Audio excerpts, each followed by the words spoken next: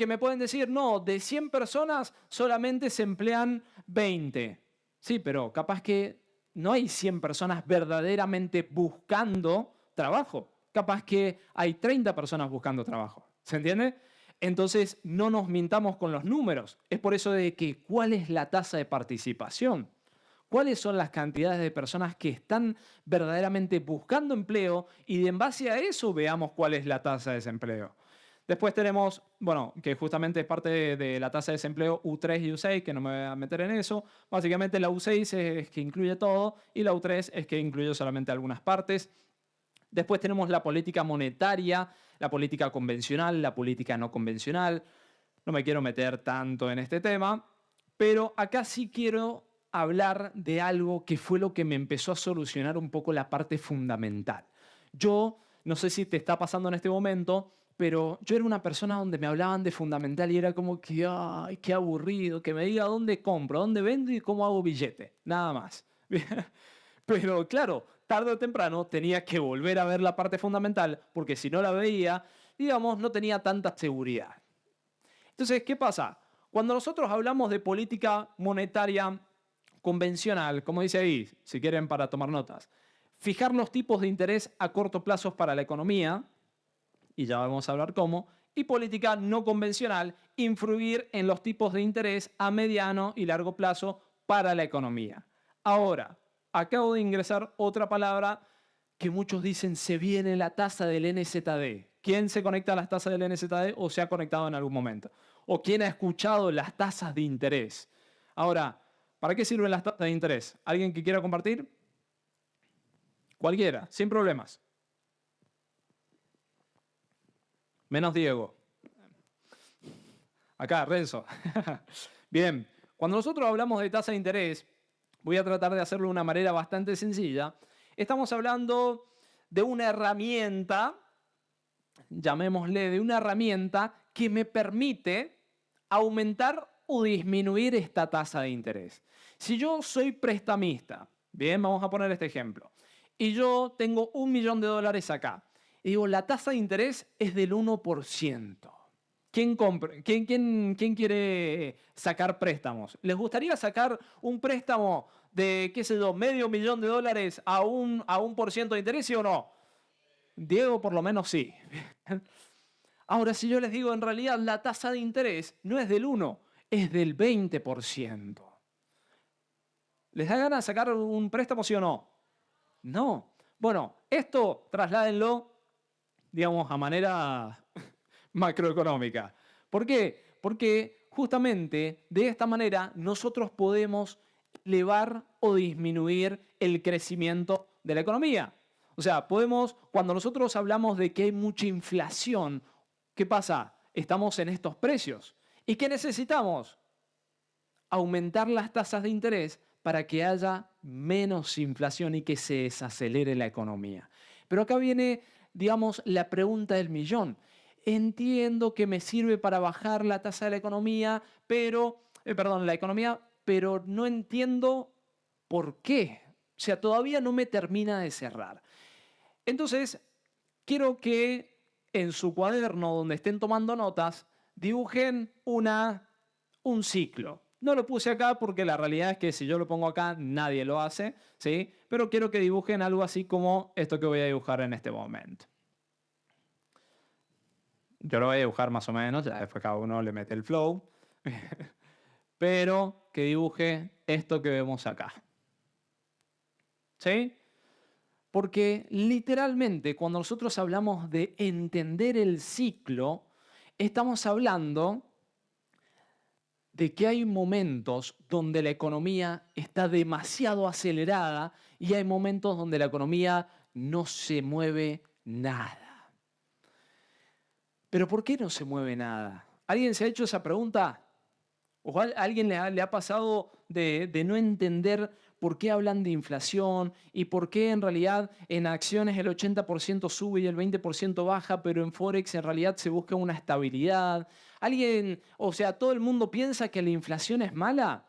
Porque parte de ahí, de entender qué preguntas nos estamos haciendo. Cuando nosotros hablamos de la inflación empieza a ser mala cuando ya supera un 3%. pero mientras tanto sirve para el crecimiento de la economía. Entonces, vamos a entender el ciclo. Si yo quiero, como empresario, monto una empresa. Si yo monto una empresa, supongamos, de, qué sé yo, algodón, o de barbijos, vamos a hacer el ejemplo de la pandemia para que se entienda exacto. Había un momento donde los barbijos, digamos, no lo usaba mucha gente, pero cuando empezó pandemia, ¿qué pasó? Un montón de personas comenzaron a utilizar barbijos. Entonces, ¿había demanda, sí o no? Claro, había mucha gente queriendo algo, en este caso, barbijos. Entonces, la empresa lo que tuvo que hacer es, comprar mayor cantidad de materia prima y contratar mayor cantidad de empleados. ¿Me siguen hasta ahí? Ahora, situémonos en la materia prima. Si hay mucha cantidad de gente queriendo la materia prima para hacer barbijos, ¿sube la materia prima, sí o no? Claro, porque hay mucha gente queriendo de algo. Entonces, como sube la materia prima, hay dos opciones. O no se alcanza a producir, ¿bien? O dos, simplemente como hay mucha demanda, aumenta el precio y punto. Entonces, como no se alcanza a producir la materia prima para vender, ¿qué es lo que se hace? Se aumenta el precio para que haya menos cantidad de interés. ¿Me siguen? Sencillo. Ahora, como la materia prima aumenta el precio, la empresa se ve obligada a también aumentar el precio del barbijo. ¿Estamos? Entonces, como se ve obligada porque me aumentaron la materia prima, entonces tengo que aumentar mi producto, ¿qué es lo que pasa? El producto comienza a tener mayor valor. Entonces es ahí cuando nosotros empezamos a ver que cada vez se elevan los precios y se elevan los precios y se elevan los precios porque hay tanto consumo, en este caso hablamos de barbijos, ¿no? Pero hay tanto consumo de algo que como no se alcanza a producir o simplemente hay mucha demanda y esa demanda hace que el precio se aumente, por consecuencia la empresa se ve obligada a aumentar el precio y por consecuencia obviamente los precios aumentan. ¿Estamos hasta ahí, sí o no? Pero no me digan que sí porque sí. Quiero que lo entiendan. ¿Sí? Ok. Ya después los veo en clase, profe, pero ¿qué es lo de la tasa? Ahora, ¿qué pasa? Volvemos a lo mismo. Cuando hay demasiado consumo, no queda otra que elevar los precios a un nivel donde ya la gente no tenga tanto interés de querer seguir consumiendo. Porque si yo te vendo el iPhone 14 a $5.000, ¿lo compras sí o no? No. ¿Qué es lo que hace Apple? Porque sabe que va a lanzar, supongamos, ahora el iPhone 16, entonces te lo pone a un precio alto, ¿sí o no? Sí, porque sabe que va a haber demanda, sabe que hay mucha gente que quiere el iPhone 16. Entonces aumenta los precios al máximo, pero cuando va pasando el tiempo empiezan a caer. ¿Por qué? Porque ya hay menos gente interesada. Entonces empiezan a caer y seguir vendiendo. O sea, otro ejemplo sencillo. De esta manera pasa lo mismo con lo que estábamos hablando recién, con la inflación. Los tipos de interés me sirve para que cuando haya demasiado consumo y gente sacando préstamos y consumiendo y empresas sacando préstamos también, porque a ver, si yo tengo una empresa y es del 1% de la tasa de interés y yo dame el préstamo, lo que sea, y empiezo a invertir en stock para después poder hacer producto y poder hacer más dinero, ¿sí o no? Bien, entonces, empieza a haber tanto consumo que la tasa de interés tiene que ir aproximadamente, fíjense que tiene una gráfica muy similar, tiene que ir detrás de esto para entender cuál es el nivel de ya un precio tan elevado que tengamos que subir las tasas a un nivel donde ya la gente no quiera o empresas y demás no quieran endeudarse. Entonces, si una persona no se endeuda, bien, si una persona no saca préstamos porque no lo ve conveniente, ¿qué pasa? Se empieza a frenar el consumo. Entonces, ahora nos veníamos para acá, ahora es al revés. Si la población no le interesa porque ya tiene deudas y demás y están subiendo los tipos de interés, ¿qué pasa? Yo la deuda que tenía tengo que pagar al tipo de interés que está ahora. Entonces, no me conviene seguir consumiendo, tengo que recortar gastos. ¿Me siguen? Entonces, como la gente, o llamémosle el pueblo, ¿ven? No consume, por consecuencia las empresas empiezan a tener una caída de ventas. Y por consecuencia, si hay caída de ventas, no hay compra e inversión de materia prima y productos que me sirvan para generar el producto. ¿Estamos hasta ahí? Ok. Perdón. Ok, entonces, de esta manera es como aumentando las tasas de interés logramos una corrección en la economía. ¿Bien? ¿Alguna duda hasta ahí, sí o no? Ya los conozco. Dice, no lo entendí, pero después veo cómo lo entiendo. Ahora, de esta manera, nosotros empezamos a aumentar las tasas, disminuir las tasas, aumentar las tasas, disminuir las tasas, que es lo convencional, ¿bien? Pero llega un momento que si las tasas están en cero, supongamos que ninguno de ustedes quieren consumir, ¿bien? Entonces, ¿qué voy a hacer? Voy a poner la tasa de interés en cero. ¿Alguien quiere sacar algún préstamo, sí o no? Y si lo pongo en cero, van a haber algunas personas que sí, pero como hubo una caída tan fuerte de la economía, por ejemplo, ¿qué pasó en 2008 en Estados Unidos? Hubo una crisis bastante fuerte, que los tipos de interés estaban en cero, pero no podían reactivar la economía, ni con la tasa de interés en cero. En algunos casos lo ponen en negativo, pero el Banco Central no le interesa estar en negativo, entonces, digamos, lo ponen en cero y tienen que de alguna forma u otra reactivar la economía. Ahí es donde entra la política no convencional. Vienen los programas de QE o de Quantitative Easing. Perdón, en francés decía. Ahora, ¿qué es la compra de bonos? El Banco Central empieza a comprar bonos y demás. Y acá es lo que quería explicar, ¿sí? No sé cómo voy de tiempo, pero hablemos un poco de bonos. No me quiero perder, o sea, no los quiero perder.